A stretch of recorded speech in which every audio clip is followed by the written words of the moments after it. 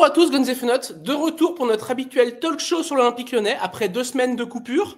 Cette semaine, notre invité a joué à l'OL, mais au centre de formation du côté de Tola-Vologe, et il y a quelques années maintenant.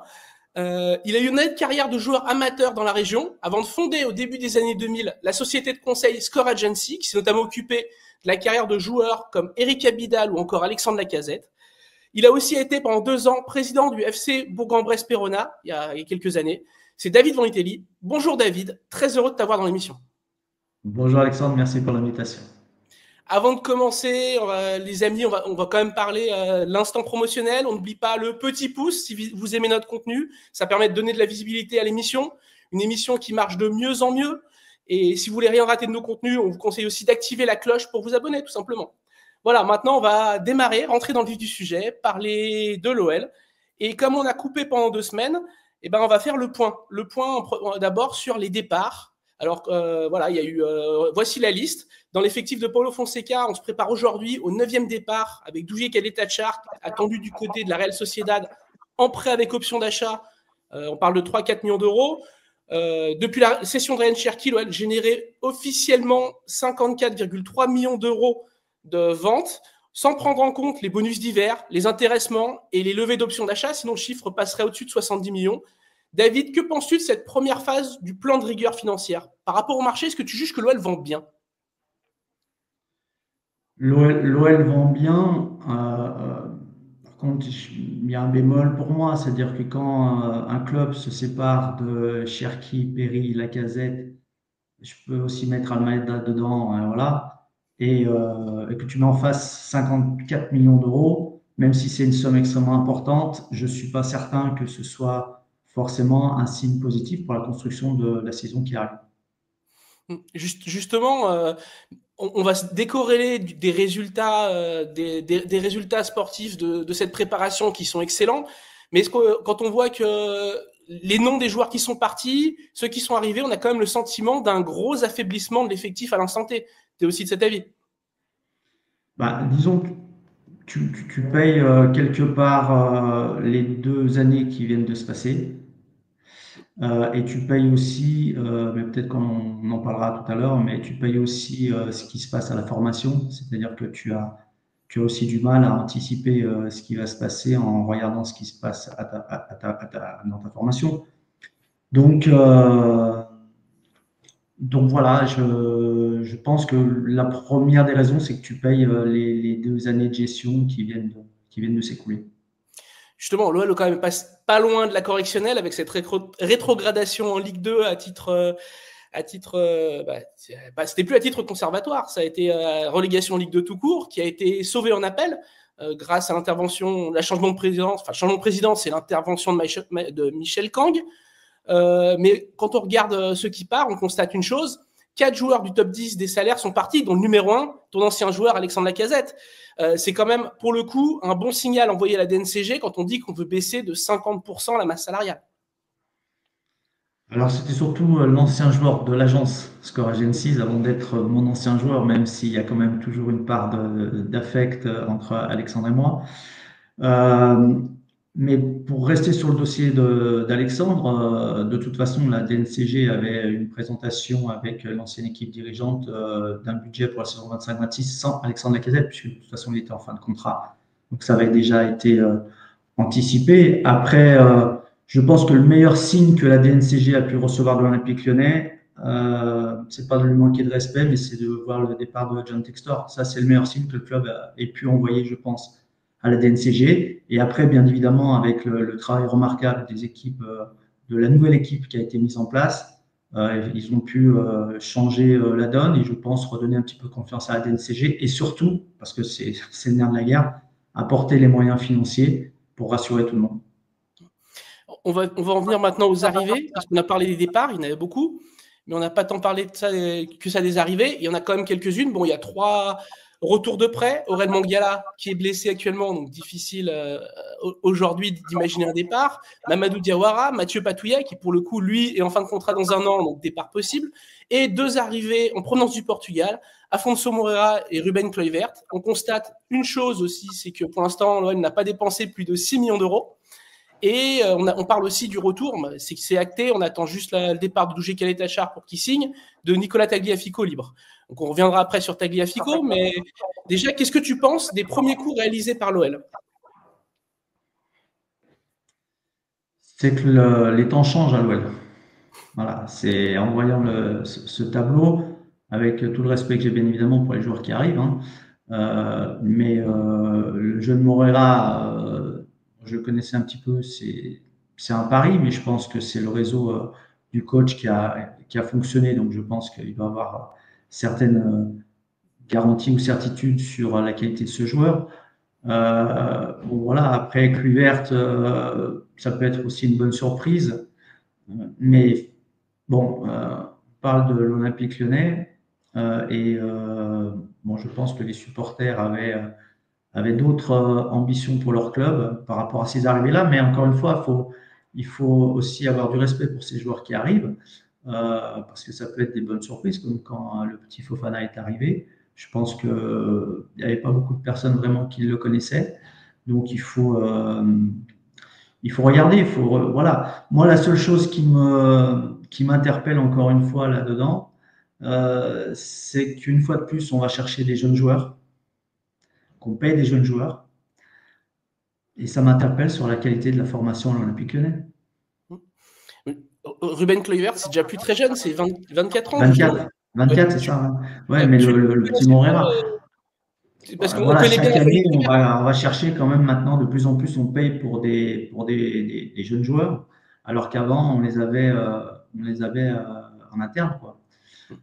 Et donc là, encore une fois, on paye aussi la politique sportive qui a été fixée depuis le départ de Jean-Michel Aulas. On va en venir maintenant plus clairement à Nicolas Tagliafico qui revient.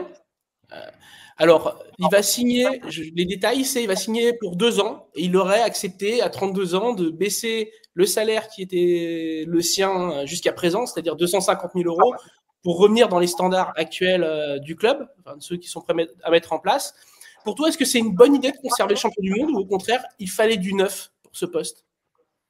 Pour moi, c'est une excellente idée et une excellente nouvelle pour le club. Déjà parce que c'est vraiment un très bon joueur à son poste, c'est un spécialiste à son poste, c'est un joueur qui est régulier, qui est rarement blessé, qui a une grosse expérience, d'après ce que je sais, qui a un très très bon état d'esprit. Et je pense que c'est important aussi qu'il y ait des joueurs qui assurent la transition d'une année à l'autre. Et je pense que Tagliafico en fait partie et que son expérience et sa qualité ne seront pas de trop pour la saison qui attend l'OL. A priori, son arrivée ferme quand même le recrutement défensif de l'OL, parce qu'on part du principe que Théo Barisic, qui est un des jeunes du centre de formation, va remplacer Warmed Omari. Bon, c'est pas difficile en nombre de matchs, parce que Warmed Omari a joué 4 matchs, donc Théo devrait pouvoir atteindre ce cap, et que c'est Ruben Kluivert qui compensera le départ de Douye Caleta-Char, et après, ça devrait plus trop bouger, à l'exception peut-être du couloir droit, mais là, il y a 3 joueurs, donc l'OL peut dégraisser un peu.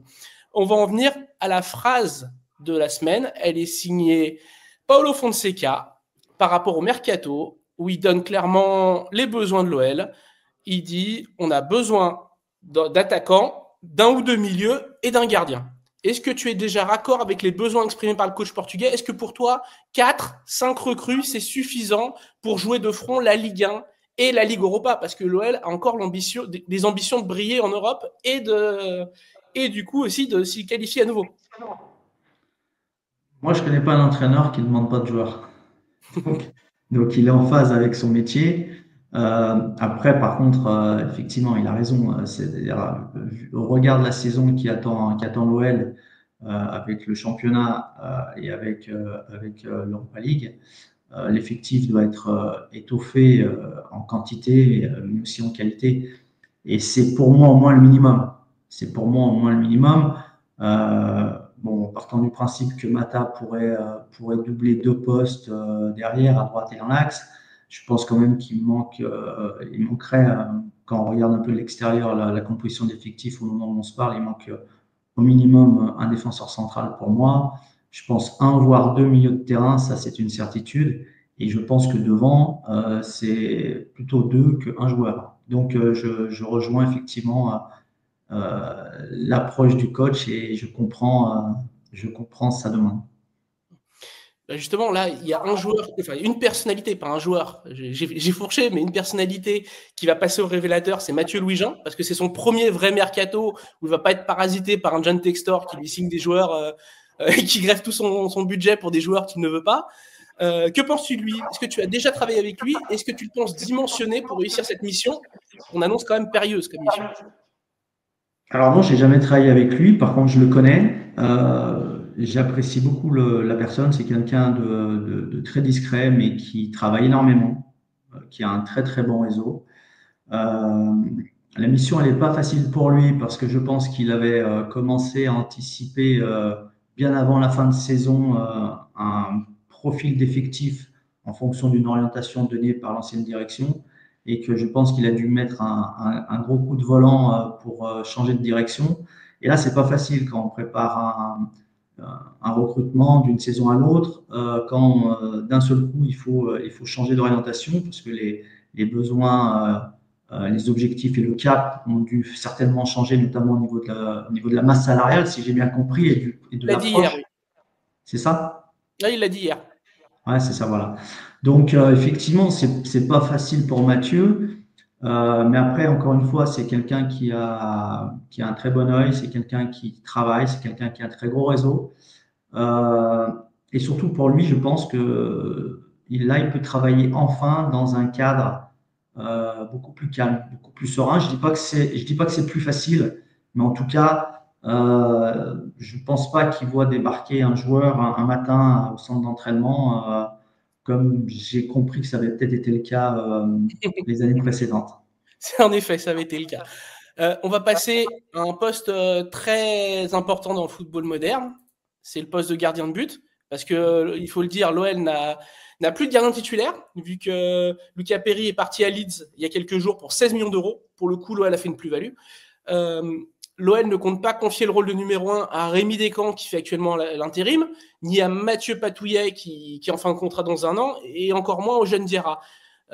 Depuis la rupture entre l'OL et Botafogo, on sait que ça ne sera pas le Brésilien John, qui était initialement prévu pour le poste. Deux noms émergent actuellement, je les ai mis dans ce duel. Yaya Fofana du SCO d'Angers et surtout Dominique Greif de Majorque, et où a priori on se rapproche d'un accord vu qu'il n'a pas joué hier contre l'OL. Où va ta préférence, David, par rapport à ces deux gardiens cités? Alors, bon, forcément, je connais plus Fofana, il est dans notre championnat. Par contre, j'ai beaucoup de retours positifs sur le gardien de Mallorca.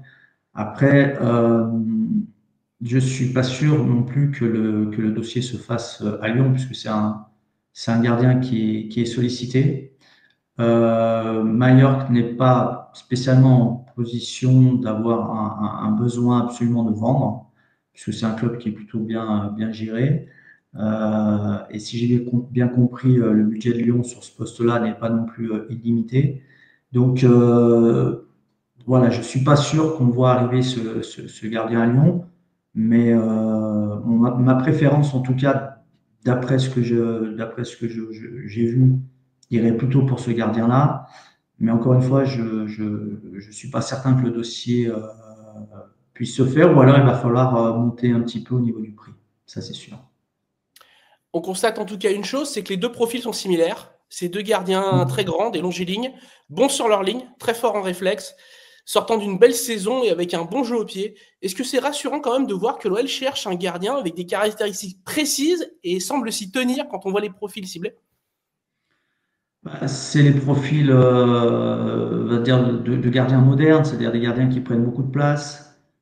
Forcément, maintenant, on demande aux gardiens aussi d'être bons au pied. Donc voilà, c'est dans la. On n'est pas surpris de voir ces profils-là et que effectivement ces deux joueurs-là aient sensiblement le même profil. C'était déjà un petit peu le cas avec Perry aussi, qui était un gardien un peu, même s'il était un peu plus peut-être costaud, mais un petit peu moins longiligne, mais qui prenait aussi beaucoup de place dans la cage. Donc effectivement, ça c'est une suite logique sur l'évolution du poste de gardien et des besoins maintenant qu'il faut pour jouer à ce poste. On en vient à un autre sujet gardien, mais c'est le facteur X du dossier. C'est ce fameux quack. J'ai appelé le quack Matt Turner, mais c'est un gars assez inique dans le, dans le football. L'OL cherche à annuler le contrat signé entre John Textor et Nottingham Forest pour la venue de Matt Turner. Si les avocats du club n'y parviennent pas, l'OL devra débourser 8 millions d'euros pour l'Américain et lui payer un très gros salaire, supérieur à 200 000 euros brut par mois, alors qu'à la base, il venait pour un rôle de doublure. Est-ce que tu as déjà vu dans ta carrière un cas similaire? Et à la place de l'agent de Turner, comment tu gérerais ça? Parce qu'aujourd'hui, on le voit bien, il n'est pas voulu à Lyon, personne n'en veut et le club cherche à casser son contrat. Donc c'est très délicat quand on est gardien de but et qu'on se retrouve dans cette situation. On pense arriver dans un nouveau club en étant bienvenu et au contraire, aujourd'hui, on se rend compte que c'est un dossier inextricable pour lui, pour le club et à la rigueur, le seul gagnant aujourd'hui, c'est Nottingham Forest qui récupère un transfert et se débarrasse d'un gros salaire. Alors non, ça ne nous est jamais arrivé, et heureusement, parce que je trouve déjà que c'est irrespectueux. Oui. Je parle du joueur, hein, je parle du joueur. C'est irrespectueux. Ça montre encore une fois la manière dont ce club était géré. Voilà. Je ne vais pas dire c'est n'importe quoi parce que, mais voilà, c'est pas possible. Il y a plein de choses qui m'interpellent, même le montant, les montants annoncés. Mais c'est encore une fois dans la continuité des choses qui avaient été faites auparavant, c'est-à-dire que c'est pas les prix de marché. Tout ce qui est annoncé là depuis 2-3 ans, c'est pas les prix de marché. Donc voilà. Après, comment Lyon peut s'en sortir en payant?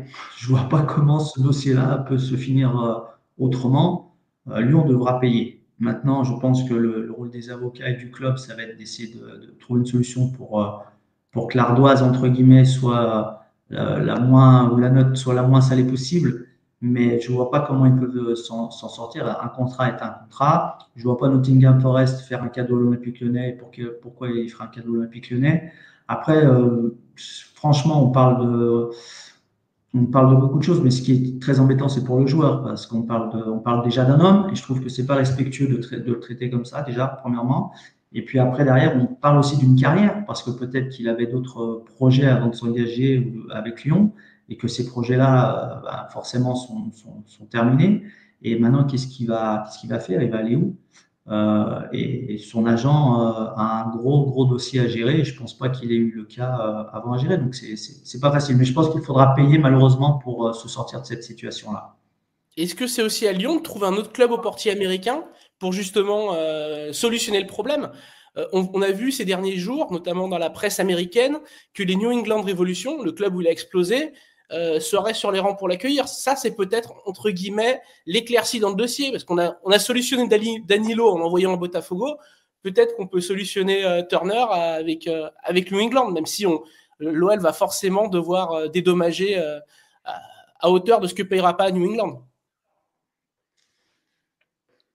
De toute façon, c'est à Lyon de trouver cette solution-là, puisque si j'ai bien tout compris, aujourd'hui, il est quand même sous contrat avec l'Olympique Lyonnais, il me semble. Hein.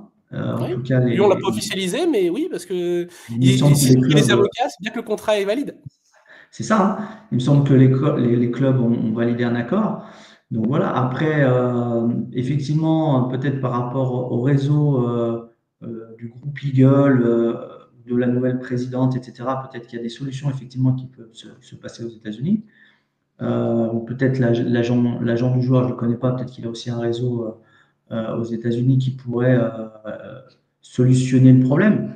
Mais encore une fois, je pense que il faudra que quelqu'un paye et je pense que c'est l'OL qui va payer ou en tout cas, qui va y laisser des plumes, ça c'est sûr, encore une fois. On va en venir au dossier du milieu de terrain parce que ça parle pas beaucoup. On n'a pas beaucoup de rumeurs sur l'attaque aujourd'hui. Mais par contre, au milieu, on a deux noms qui se détachent clairement, deux dossiers menés de front, deux dossiers en plus très différents en termes de profil. L'un, c'est Pierre Lesmelou, qui est une priorité, qui est d'accord pour venir, même si Brest fait un peu de résistance et réclame entre 6 et 7 millions, on est proche d'un accord. Il y a la présence de Rennes, du Paris FC sur le dossier. En parallèle, Lyon s'est aussi mis d'accord avec un jeune. Donc là, on est vraiment dans le grand écart, c'est Tyler Morton, l'international U21 de Liverpool, international anglais. Mais il reste à trouver un terrain d'entente avec les Reds qui réclament quand même 9 millions d'euros pour acheter la dernière année de contrat. Là, je m'adresse à l'ancien dirigeant. Lequel tu prendrais? Est-ce que tu prendrais l'expérimenté qui connaît la Ligue 1 ou l'espoir anglais de Liverpool, où tu es sûr potentiellement, en plus c'est un anglais, donc potentiellement de faire une plus-value si tu le négocies à bon prix? Lequel des deux profils t'irais chercher? Déjà, c'est deux très bons profils. Le petit, enfin le petit parlage, petit Morton, c'est vraiment un très très bon joueur. Si nous on arrive à le récupérer, il ferait un joli coup. Les Smelou, c'est un joueur d'expérience, il connaît bien la Ligue 1 et par rapport au changement qui semble se profiler à l'Olympique Lyonnais, d'avoir un joueur d'expérience de son profil qui connaît la Ligue 1, c'est bien aussi. Voilà, je ne connais pas exactement l'enveloppe pour le club, pour son recrutement, mais si je pouvais faire les deux, je ferais les deux, compte tenu de la saison qui arrive, parce qu'encore une fois, on apporte de l'expérience, de la stabilité, une connaissance de la Ligue 1 avec les Smilou. On apporte beaucoup de qualité dans l'entrejeu avec Morton. Et aussi, s'ils ont les moyens économiques de le faire, je pense qu'ils font à terme une belle opération financière. Donc voilà. Ce joueur-là, Morton, moi, ça me rappelle un peu des joueurs qui sont venus à Lyon dans son profil. Et à chaque fois, ça s'est bien passé. Les joueurs se sont épanouis au club. Le club a réalisé de belles opérations financières derrière. Et les clubs, à chaque fois, sont aussi partis les joueurs, pardon, sont aussi partis chaque fois dans des beaux clubs. Donc, de venir à Lyon pour un joueur comme ça, c'est très bien. Donc voilà, pour répondre à la question, si je pouvais faire les deux, je ferais les deux. Après, si effectivement le club a des gros problèmes économiques, à ce moment-là, il faudrait aller sur les Smegou. Mais est-ce que pour toi, ça peut être possible de faire les deux? Est-ce qu'il y a la place? Dans l'effectif, je parle. Parce que si on fait Les Smelou à l'heure actuelle, ça ferait déjà 7 milieux de terrain pour 3 places. Donc, Ouais. du monde. Mais la saison va être longue. Dans le Money Time, je pense que le club aura besoin d'avoir un effectif fourni, surtout dans l'entrejeu. C'est quand même un poste, ça demande beaucoup d'énergie, beaucoup d'activité. Bon, à ça, il faut rajouter aussi le fait que Matic, même si bon, il a été critiqué, mais moi, je trouve que c'est un joueur intéressant pour Lyon. Mais Matic a l'âge qu'il a, et donc à un moment donné, il faut aussi l'intégrer. Bon, je pense que Tolisso va rester. Voilà, après, je pense qu'il y a de la place sur la saison pour les faire venir les deux, je pense. On va venir au départ, parce qu'on est encore dans la même problématique à Lyon, à savoir que pour l'instant, pour qu'il y ait une arrivée, il faut un départ qui compense par rapport à la masse salariale. Voici les joueurs qui sont le plus susceptibles de partir. Alors, j'ai pas intégré les jeunes comme Alifa, comme Patouillet, comme Lazari, parce que voilà, j'ai préféré opter pour les profils expérimentés justement par rapport à la question des départs, parce qu'ils peuvent rapporter. Quel dossier tu vois se régler le plus vite? Alors là, j'ai mis à peu près les ordres de prix, les contrats. Ceux des indésirables à exfiltrer, ou la vente d'un joueur plus bankable comme Malik Fofana ou Enslem Maitland-Niles, qui fait une grosse préparation au poste d'ailier droit et qui en prime est le joueur le plus sollicité actuellement. Bah, le dossier qui va se régler le plus vite, c'est le joueur le plus sollicité. Donc, Fofana. Donc, voilà, moi, je lis Everton. Bon, pour Lyon, c'est bien. Si je me mets à la place du joueur, et si j'étais son conseiller, je réfléchirais très honnêtement. Donc voilà, après, on n'a pas toutes les informations. Mais ça, c'est un dossier qui peut se régler effectivement très rapidement. Maitland Nice, bon, je pense qu'il a aussi, tu l'as Il a beaucoup d'offres. confirmé, des Il a offres, beaucoup d'offres. voilà, parce que c'est un joueur régulier qui a de l'expérience. Donc, et puis le poste à droite, si tu as Mata, Kumbendi, je pense que tu peux partir sur la saison avec ces deux joueurs-là. Donc je pense que c'est ces deux joueurs-là qui risquent de bouger en premier. Après, derrière, le problème de Akwaku, c'est que c'est son temps de jeu. C'est son temps de jeu ramené au salaire. Parce que je ne pense pas qu'il fasse cadeau du salaire à l'Olympique Lyonnais. Et là où il va C'est pour aller, ça que j'ai mis un forcément. prêt. C'est pour ça que j'ai mis un Pardon. prêt, parce que je pense pas qu'on Ah oui, puisse le sortir aujourd'hui en transfert, ou même en non, en le libérant. Il n'y a aucun c'est club qui prendra le risque vu impossible. son salaire. Donc, on serait plus sur un prêt d'1 an. D'ailleurs, ça se négocie en Espagne, ça. Ouais, voilà, c'est ce que j'allais dire. Mais ça va encore coûter à Lyon. Mais bon, bon voilà, je pense que c'est un dossier qui se fera plus tard, ça, parce que surtout si c'est un prêt, je pense que Lyon va regarder exactement comment ça va se passer pour savoir à quelle hauteur il risque de participer au salaire s'il doit participer à une prise en charge du salaire, en tout cas d'une partie. Après les deux autres dossiers, je sais pas, je vois pas, enfin, j'ai pas les infos, donc je sais pas, je les vois pas spécialement, je les vois pas spécialement partir et Matic. Matic, ils veulent le faire sortir. Là, c'est une priorité aujourd'hui de le faire sortir. Il commence tous les matchs à la 70e minute avec l'équipe de jeunes.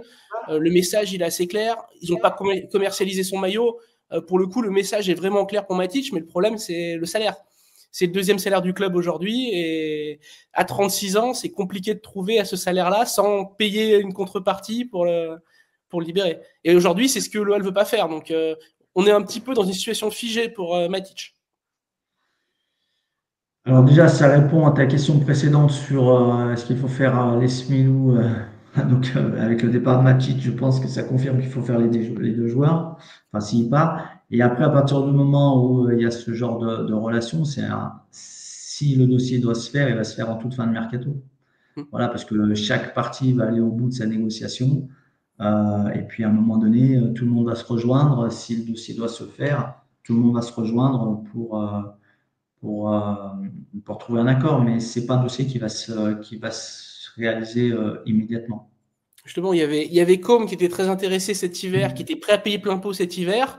Là, cet été, Com est toujours là, mais c'est un peu mis en retrait en attendant un petit peu de voir quel braquage ils pourront faire en fin de mercato sur le salaire. C'est exactement ça. Je pense que si le dossier se fait, il se fera en fin de mercato parce que tout le monde aura les éléments sur la table, il faudra prendre une décision. Donc, c'est un dossier de fin de mercato, je pense. On va quand même parler un petit peu du sportif de ce début de saison parce on a beaucoup parlé mercato, mais le sportif, c'est pas si mal de cette préparation. Si on regarde bien, parce que l'OL, malgré un effectif amoindri, on est quand même sur 4 matchs, 3 victoires, 9 buts inscrits, 0 but encaissé pour un OL qui était assez poreux l'an dernier, avant d'affronter le Bayern Munich ce samedi à 15h30, il me semble, puis Rétafé la semaine suivante. Voilà, c'est pas mal pour l'instant. Et surtout, il y a eu des matchs internationaux. Mallorca, c'était une des meilleures défenses de Liga. Durant cette préparation, on a vu beaucoup de nouveaux visages, comme les petits Kalis Mera ou Théo Baridzik. Donc, on va parler un peu de formation. Est-ce que tu penses qu'on peut voir cette année réellement ces produits de l'académie? On parlait quand même d'une génération perdue il y a quelques semaines. Et là, on voit Kalis Mera qui éclate tout et qui fait parler de lui, quoi. Donc, qui a même marqué hier contre Mallorca. Premier but. Mais je pense qu'il faut leur laisser du temps à ces deux jeunes joueurs-là, mais il faut les accompagner avec un temps de jeu programmé. Et je pense que ce qui se passe là dans ces matchs de préparation, ils envoient aussi des signes positifs au coach et aussi à Mathieu Louis-Jean, même s'il connaît bien évidemment la qualité des joueurs. Mais bon, entre ce qu'on peut penser sur une perspective sur un joueur lorsqu'on se projette et puis ce qu'ils font finalement en match de préparation, ça vient rassurer peut-être la cellule de recrutement et le staff. Et donc peut-être que ça permet au staff et au club de reconsidérer peut-être une approche d'effectif peut-être différente. Voilà. Après, moi, quand on parle de génération perdue, c'est toujours très dur pour ces jeunes-là qui sont dans le centre de formation. Moi, je dirais pas On ça. parlait de trou générationnel, je me suis trompé de terme. Trou Non, générationnel. non, mais bon, Moi, je regarderais plus du côté des méthodes de travail au club, comment ça se passe, est-ce que les joueurs qui arrivent, les jeunes progressent, est-ce que leurs points forts sont restés des points forts, est-ce que leurs points faibles se sont améliorés, voilà, parce qu'après derrière, ben, les jeunes, ça va être à eux de montrer leur qualité, parce qu'on voit finalement que lorsqu'ils jouent et qu'ils sont entourés aussi de bons joueurs, ça aide aussi, on voit qu'ils sont à la hauteur. Donc voilà, c'est pour ça, tout à l'heure, je disais, bon, pour Lyon, faire venir des jeunes, c'est toujours embêtant parce que l'image du club, c'est pas ça, même si le football évolue et Lyon également. Mais ça montre, ces deux jeunes-là montrent que peut-être qu'il y a encore de l'espoir au niveau avec la formation lyonnaise, qui reste l'ADN du club, qu'on le veuille ou non. Justement, toi qui connais assez bien le terreau local, l'académie, notamment cette année, après une saison 2024-25 compliquée, où tu as des équipes de l'OL qui ont fini 8e sur 14 dans certaines catégories d'âge. Est-ce que l'OL a vraiment décliné dans son visier, ou au contraire, c'est dû au niveau plus disparate, avec d'excellents joueurs d'un côté et des joueurs pas au niveau de l'autre, qui déséquilibrent complètement la clash, parce qu'on voit quand même des talents. On voit que les talents n'ont pas complètement disparu. C'est juste qu'ils sont peut-être pris dans une équipe qui est de niveau plus bas. Le talent, de toute façon, dans les centres de formation, il y a toujours du talent. Après, chaque joueur va à son rythme en termes d'évolution, de progression. Voilà. Encore une fois, je pense que la formation, la qualité de travail, etc., doit, à mon avis, être reconsidérée. Voilà. Je pense que le club paye aussi les messages envoyés à leur formation. C'est-à-dire qu'il y a des joueurs qui sont partis à Monaco, Strasbourg, Nice ou je ne sais pas où. Et avant, il y a quelques années, ils seraient venus à l'Olympique Lyonnais. Donc Lyon a aussi loupé des recrutements de jeunes pour les attirer dans leur centre de formation. Donc c'est une accumulation, à mon avis, de plein de petites choses qui font qu'on a cet a priori-là. Après, ce qui est certain, c'est que la qualité baisse. Voilà, c'est-à-dire qu'avant, l'Olympique Lyonnais, dans toutes les catégories de jeunes, marchait sur tout leur championnat.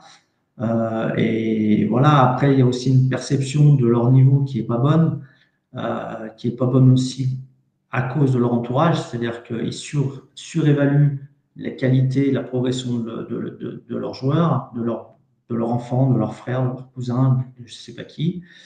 Et ça n'aide pas les jeunes, en fait. Donc, encore une fois, tous ces petits détails-là, accumulés les uns après les autres, font que Lyon, au niveau de la formation, quantité, en tout cas, régresse. Mais on voit qu'il y a toujours des joueurs qui arrivent. Et il ne faut surtout pas que Lyon lâche ça, parce que ce qui a tout le temps sauvé les clubs, c'est leur formation. Et Lyon a toujours été un leader là-dedans. Et depuis quelques années, ils ont lâché. Et en lâchant, on voit les résultats aussi à la formation qui sont moins là. Mais tout n'est pas perdu. Il faut juste reconsidérer peut-être une approche différente. Peut-être aussi le fait que la formation se rapproche de Dessine et du pro et des pros. Ça envoie aussi peut-être un message positif parce que je crois que malheureusement, alors certainement que l'ancienne équipe de Jean-Michel Aulas n'avait pas le choix, mais le fait de déjà séparer géographiquement la formation et les pros, il y a déjà eu une première cassure. Donc voilà, le fait aussi de rapprocher tout ça, ça va peut-être aussi permettre de redonner une certaine dynamique. Mais il faut en tout cas reconsidérer certaines choses au niveau de la formation pour retrouver, on va dire, une place importante qui était celle de l'OL il y a quelques années. Il y a un point, tu l'as souligné, une baisse de niveau, mais la baisse, tu le ressens dans le palmarès, parce que depuis 2014, tu as un titre U17 et une Gambardella. Et d'ailleurs, la Gambardella que tu as remportée, eh ben, t'en sors aucun joueur. Donc, il y a quand même un vrai problème qui s'affiche. Maintenant, c'est vrai que quand l'OL s'est retrouvé dos au mur et à s'appuyer sur ses jeunes, comme c'était le cas en 2010-2011, il y a forcément des têtes qui vont émerger. Des joueurs de qualité. Kalis Mera, pour le coup, impressionne beaucoup. Tu le connaissais, toi, un petit peu, Kalis, ou pas? Je le connaissais, alors j'ai une petite histoire par rapport à Kalis Mera, c'est que j'ai joué avec son père, moi, qui était un excellent gardien de but. Vraiment un excellent gardien de but. Donc forcément, lorsque j'ai su que son fils jouait, j'avais un regard un peu différent sur Calis. Mais c'est un joueur d'INLOL, c'est vraiment un joueur d'INLOL. Voilà, il est joueur, il est très à l'aise avec le ballon. Voilà, je suis content qu'il fasse un très bon début de préparation. Parce qu'encore une fois, il envoie des messages positifs. Donc, oui, oui, je le connaissais. Justement, on peut un peu le comparer. Enfin, ceux qui ont vu ces matchs pour l'instant avec les pros, ça rappelle du très bon Oussem Aouar.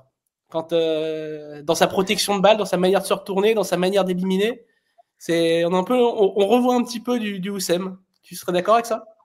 Ouais, alors ouais, pour moi, il a peut-être un volume plus important que pouvait avoir Howard, mais c'est ce que je disais, c'est l'ADN de l'OL. Voilà, on retrouve un peu ce profil de joueur milieu de terrain, très joueur, très à l'aise avec le ballon.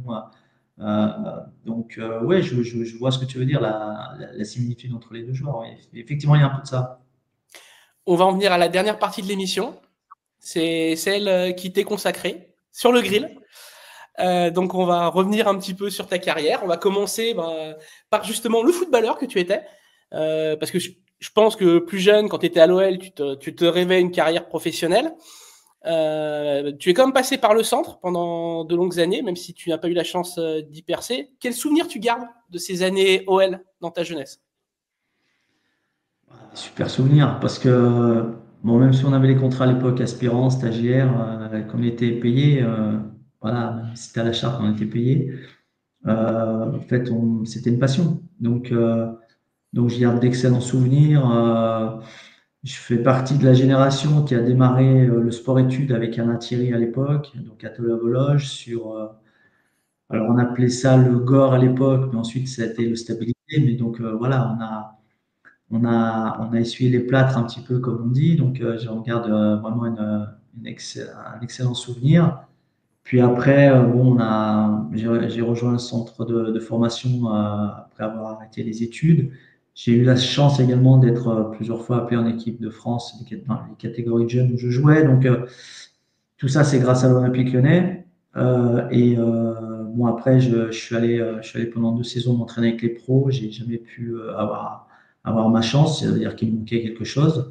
Mais donc, j'en garde forcément des super souvenirs, d'autant plus que quand j'étais gamin, j'allais avec mon père ou avec mon frère à Tola-Bologe voir les Chiesa, les Moisans s'entraîner et bien d'autres. Donc, euh, donc voilà, c'était pour moi un rêve déjà d'arriver jusque-là. Donc, je garde vraiment un super souvenir. J'ai l'impression, je parlais peut-être comme un vieux que je suis finalement, mais j'ai l'impression que c'était une autre époque. C'est-à-dire qu'on était très, très joueurs, on aimait beaucoup ce qu'on faisait, on passait toutes les journées ensemble. Voilà, on avait des vrais liens amicaux entre les différentes générations parce qu'on était tous sur place à Tola-Bologe, les pros, les jeunes, la formation, etc. Et justement, qu'est-ce qui t'a manqué? Est-ce que tu le sais, ce qui t'a manqué pour aller plus haut? Parce que tu as fait une honnête carrière, tu as joué dans des clubs comme Chasselet, tu as joué dans quasiment tous les clubs de la région. mais mais Ouais, qu'est-ce qui enfin t'a bon, manqué pour Chasselet, aller plus c'était haut? plus pour, Chasselet, c'était plus pour rejoindre mes potes, en fait, que j'avais connus justement à la formation à Lyon pour aller m'amuser avec eux. Non, moi, j'ai joué en l'équivalent du national aujourd'hui. Ce qui m'a manqué, en fait, bon, il m'a manqué un peu de caractère, je pense. Il m'a manqué je, certaines notions athlétiques, voilà, où on commençait à voir arriver des joueurs un peu plus athlétiques que moi. Euh, et puis après, je suis content de ne pas avoir finalement fait une carrière moyenne Ligue 2, etc., comme j'aurais peut-être pu le faire, parce que ça m'a permis de me replonger dans ma reconversion très vite finalement, tout en jouant à un certain niveau, mais surtout, et donc ensuite de préparer ma carrière professionnelle et d'homme. Voilà, mais à l'époque, c'était 13 joueurs sur une feuille de match, donc seulement 2 remplaçants. C'était 21 joueurs sur contrat pro maximum, alors qu'aujourd'hui, c'est illimité. Donc voilà, mais c'est encore une fois, c'était une autre époque. Mais si j'ai pas été plus loin, si je n'ai pas été plus haut, c'est qu'il m'a manqué plein de petites choses. Euh, bon, voilà, je pense que j'avais pas conscience que ça pouvait devenir un métier. Je restais encore dans le jeu, dans prendre du plaisir, etc. Juste petite question par rapport à tes années OL. Dans ta génération, il y en a qui ont percé? Oui.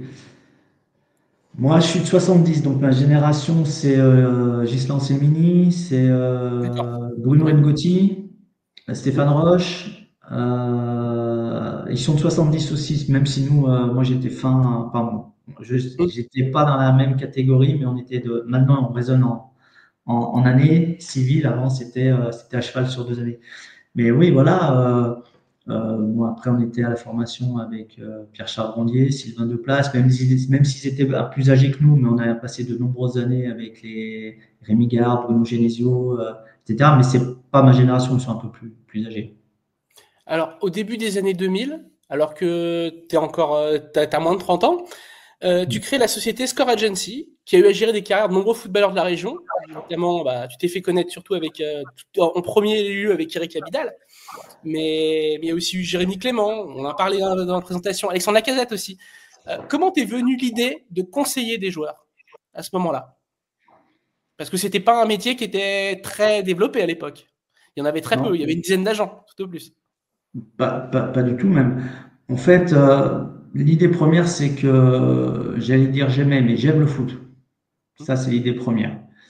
Euh, et ensuite, je me suis rendu compte très rapidement, et là, moi, je l'ai vécu, c'est qu'il manquait un accompagnement global autour du joueur. Et moi, avoir juste l'activité d'agent, c'est pas quelque chose enfin, je voulais pas faire uniquement ça.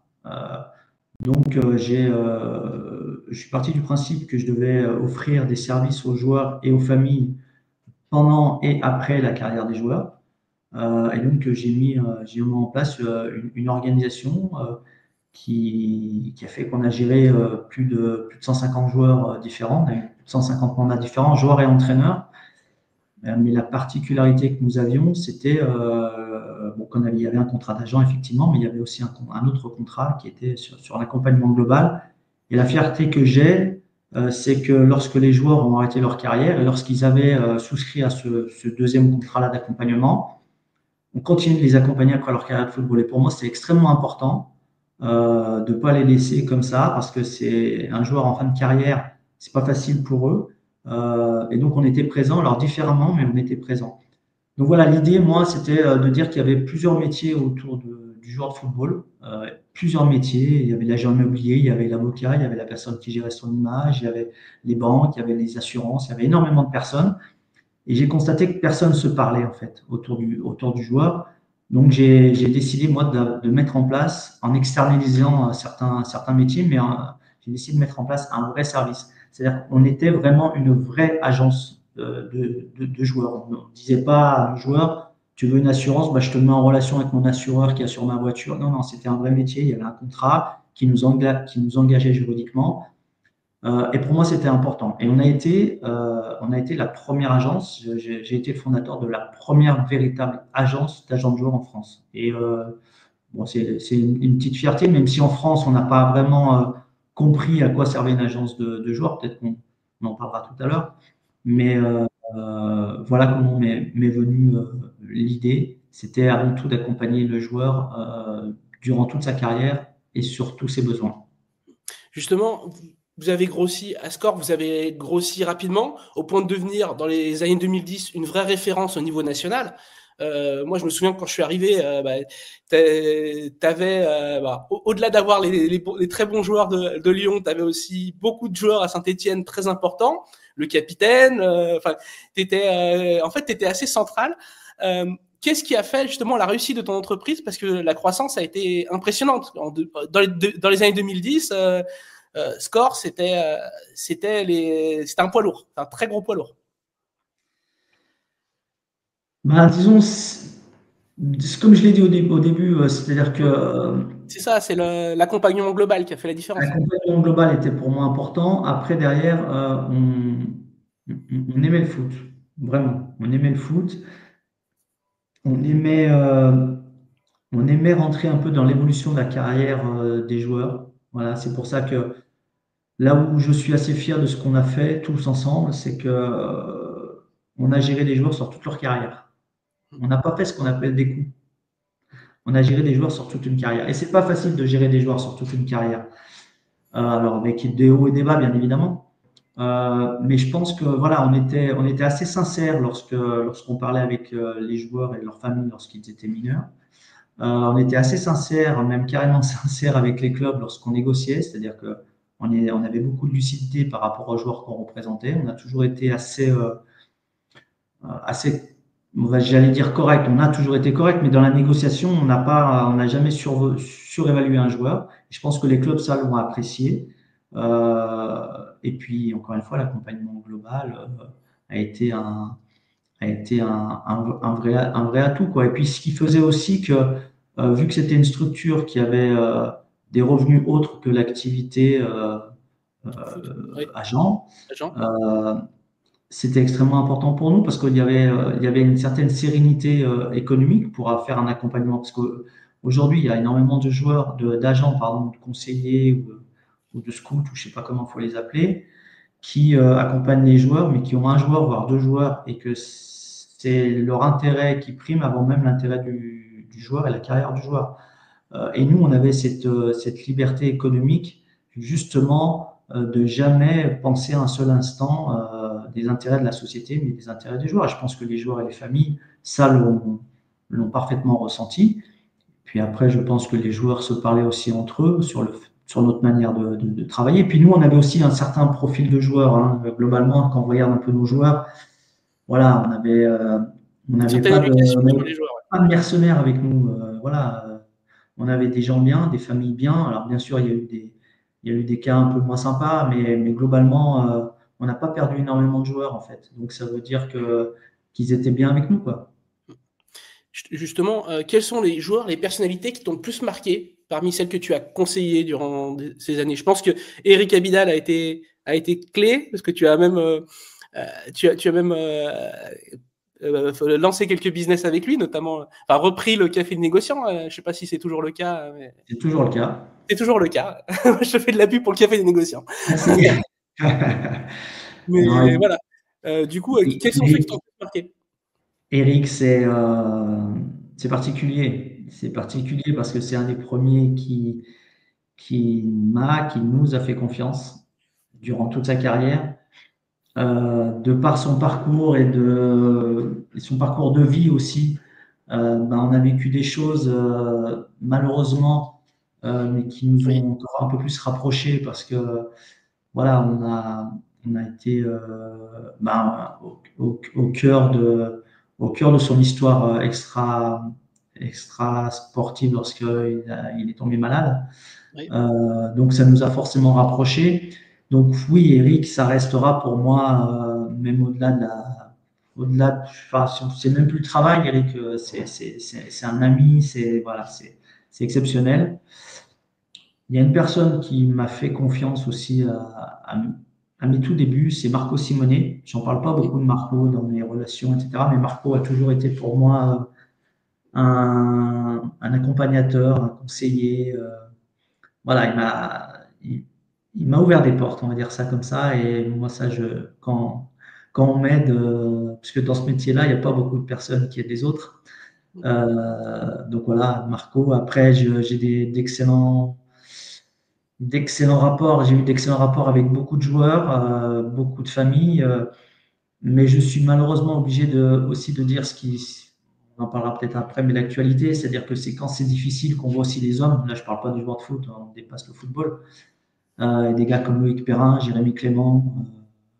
Voilà, on a vu la mentalité des gens dans la difficulté par leur présence, un appel, un message, quelque chose comme ça.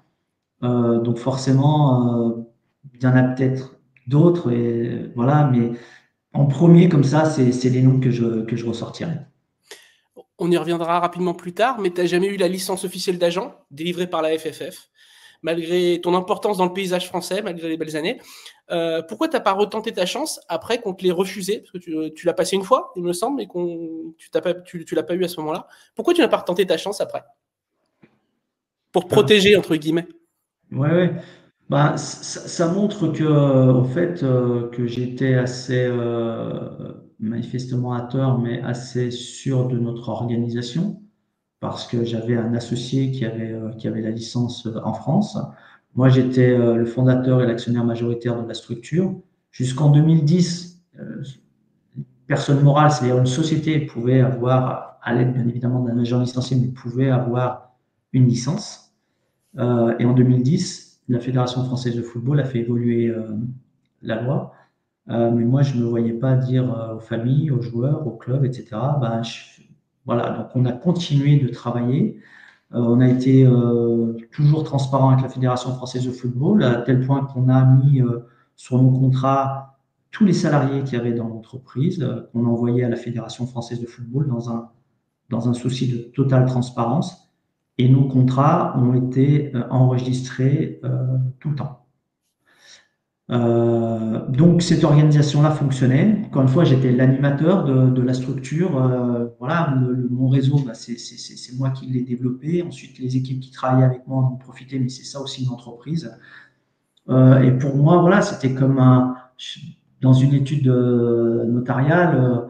Ceux qui rédigent les documents ne sont pas forcément les notaires qui arrivent. Voilà, on peut aussi parler des agents immobiliers. Mais surtout, la Fédération française de football enregistrait nos contrats. Donc, moi, je n'avais pas le sentiment qu'il fallait repasser cette licence. Euh, et donc, on a continué d'avancer comme ça. En juillet 2021, tu as changé de voie d'un coup. Tu t'es lancé un challenge en quittant Score pour la présidence du FC Bourg-en-Bresse-Péronat, qui était alors en National 1. C'est un projet qui a duré 2 ans. Avec le recul, qu'est-ce que tu retires de cette expérience? Est-ce que ça a été une bonne expérience pour toi, cette présidence pendant 2 ans? Euh, alors, d'entrée, oui, parce qu'en fait, ça m'a fait découvrir encore autre chose. Et par rapport à mon activité d'aujourd'hui, je pense que c'est finalement un plus, même si ça a été très compliqué.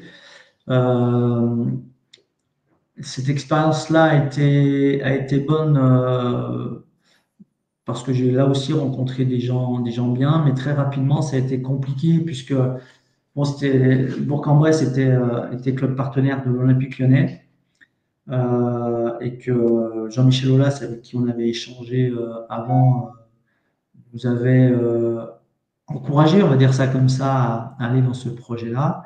Et ensuite, très rapidement, il y a eu la session de l'Olympique Lyonnais. Donc, et là, on a pu avoir vraiment de rapports privilégiés avec eux. Donc, ça, déjà, là, le projet est un petit peu parti dans une autre direction.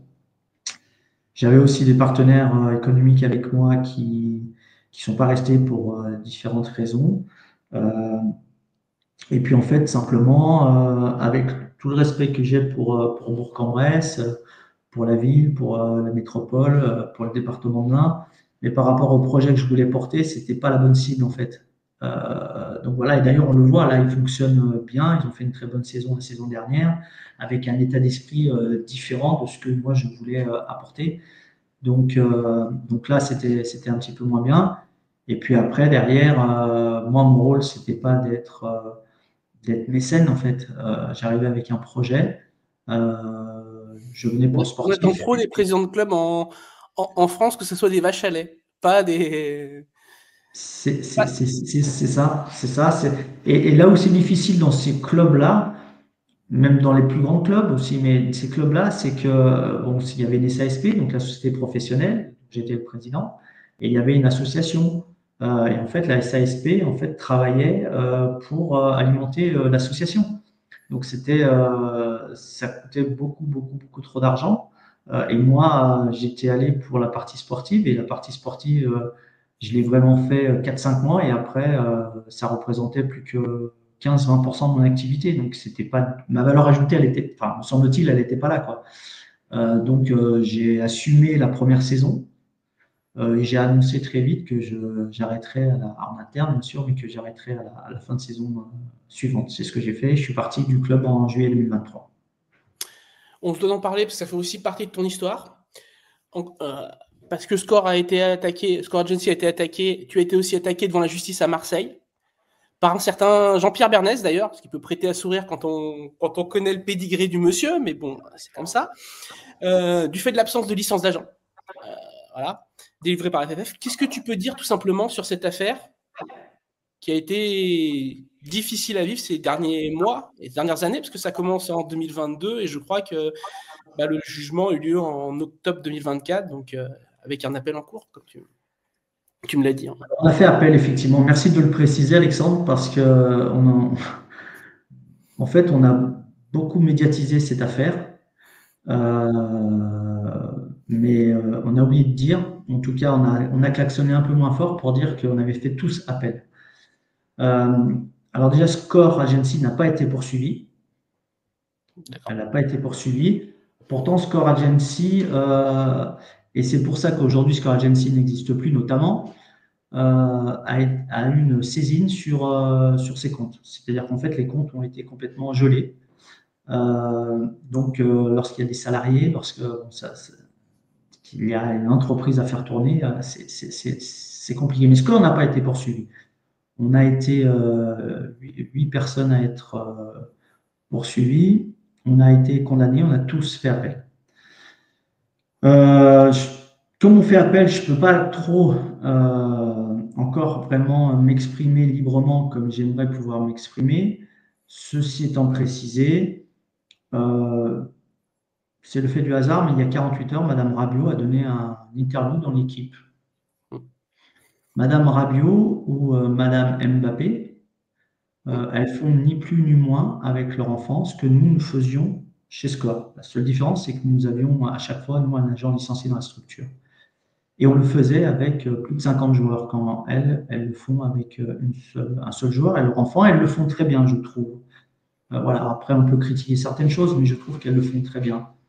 Nous, on nous a attaqués simplement parce que moi, en fait, on a dit que quand j'étais président de Bourg-en-Bresse, j'étais également agent, que je faisais également des dossiers avec Andy Delors à Nice. C'est comme ça que, en fait, j'ai appris par la police qu'en fait, j'étais mis en garde à vue.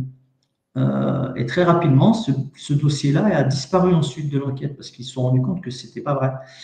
Et ce qui m'interpelle, et après j'arrêterai parce qu'encore une fois, il y a un appel, c'est que l'enquête a été ouverte à Nice par la même personne qui avait ouvert l'enquête sur Christophe Galtier lorsqu'il avait été accusé de raciste ou de propos racistes. Et ensuite, il a été en procès, il a été innocenté. Donc, ça interpelle. Quand je vois qu'il y a un président de Ligue 1 qui était à l'époque à Toulouse, qui est sur le banc des accusés, on parle d'une facture de 3 000 €. Alors, bien sûr, c'est de l'argent, 3 000 €. Hein. Mais on lui reproche simplement d'avoir travaillé avec le fils d'un entraîneur bien connu. Voilà. Donc, et cet entraîneur bien connu, en fait, a eu le toupet. Il faut le préciser que cet entraîneur bien connu a quitté Bernès pour Score à un moment donné et que ça a posé un petit peu problème à une certaine personne qui avait l'habitude de régner sur le football français. Et d'un coup, bizarrement, il y a un procès. Voilà. Ça, je le fais pour toi. Et c'est tombé sur nous très bizarrement. C'est ça. Voilà, alors qu'en fait, il y a énormément de personnes qui travaillent dans cette activité-là, dans cet univers-là. Et si on dit qu'on veut porter plainte contre ces personnes-là, dont je faisais partie, parce qu'on veut nettoyer le football français, il ne faut pas uniquement s'arrêter aux personnes qui ont tourné autour de Score Agencies. Il faut aller beaucoup, beaucoup plus loin et pendant très, très longtemps. Et surtout, ça pose un problème, les parties civiles. Il n'y avait pas de partie civile dans notre dossier. La Fédération française de football, qui a enregistré nos contrats, a demandé 1 €. Voilà, il faut savoir qu'entre la première garde à vue et le procès, il y a eu 1 an, 12 mois. Alors, je veux bien qu'on soit peut-être des personnes mal intentionnées, mais il me semble qu'en France, il y a quand même des dossiers un peu plus importants, même très graves, qui malheureusement ne sont pas traités en 12 mois. Donc là aussi, ça m'interpelle, la vitesse à laquelle la justice a traité notre dossier. Mais on a beaucoup d'éléments qu'on essaiera de faire valoir en appel. Voilà. J'en dirai pas plus pour l'instant. Mais c'est important de dire qu'on a fait appel. Merci Alexandre. En tout cas, aujourd'hui, tu n'es plus à la tête de Score Agency, vu que ça a fermé justement en juillet dernier. En juillet, pas 2020, j'ai mis 2024, je crois, dans ce que je t'avais envoyé, mais c'est 2025. C'était il y a quelques mois. Quels sont tes projets, du coup, aujourd'hui, maintenant que tu n'es plus président de club et que du coup tu n'es plus président, enfin dirigeant de Score. Alors bon, score a fermé parce que, bon, comme j'ai expliqué, il y a eu une saisine et que les clubs, certains clubs, dont le club dont on parle depuis une heure, n'ont pas honoré les factures qui ont été envoyées. Donc à un moment donné, quand une société peut plus honorer ou régler ses dettes et qu'elle a des salariés, ben, il faut prendre une décision. C'est un acte de gestion malheureusement. Voilà. Ensuite, moi, donc, par rapport à mon parcours qu'on vient d'expliquer, un petit peu comme joueur, euh, à la tête d'une société d'agents de joueurs pendant plus de 20 ans, président d'un club qui a été en Ligue 2 et qui était un club professionnel. J'ai décidé de créer une société de conseil, d'accompagnement, justement. Cette fois, je travaille tout seul, d'accompagnement pour les clubs, les présidents, les propriétaires de clubs, pour être en capacité à leur apporter des conseils sur tous leurs besoins. Ça part effectivement de la partie sportive, mais ça peut aller sur le pôle médical, etc., en fonction de leurs besoins, d'aller leur conseiller une organisation à mettre en place. Voilà, il y a également des agents qui m'appellent et que j'accompagne sur certains projets, des joueurs. Voilà, donc c'est une société de conseil qui n'est pas une activité d'agent. Voilà, donc ceux qui Ça s'inquiéteraient réglera certains problèmes. le fait que je puisse revenir dans la profession ne s'inquiète surtout pas. Ça va être du conseil. Mais toujours dans le football, puisque c'est ma passion et que j'ai la chance de pouvoir vivre de ma passion. Très bien, David. Je te remercie d'avoir accepté cette invitation. Et nous, on se retrouve la semaine prochaine pour une nouvelle émission sur la chaîne YouTube Beat Football Club. Au revoir à tous. Merci Alexandre.